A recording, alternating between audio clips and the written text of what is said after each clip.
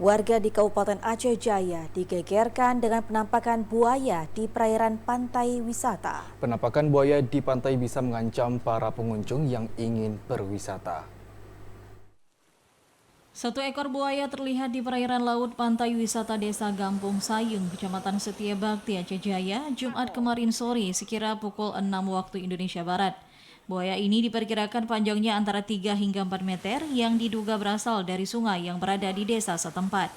Kemunculan buaya di daerah bukan hanya kali ini saja, namun hampir setiap tahun terjadi penampakan di areal pantai wisata. Kemunculan buaya tersebut mengundang rasa penasaran warga yang kebetulan berada di lokasi. Seorang pemilik kafe, Zul Afrizal, mengatakan buaya yang muncul di perairan pantai terlihat sekitar pukul 6 saat ia hendak mau menutup tempat usahanya.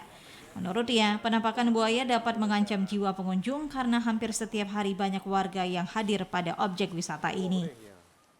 Penampakannya cuma satu dan pukul jam 6 sore tadi.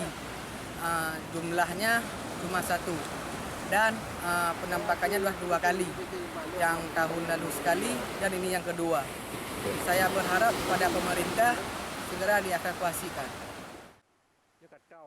Warga berharap kemunculan buaya di areal pantai wisata dapat segera ditangani oleh instansi terkait agar tidak menimbulkan korban. Mengingat selama ini banyak warga yang sering mandi di lokasi wisata ini.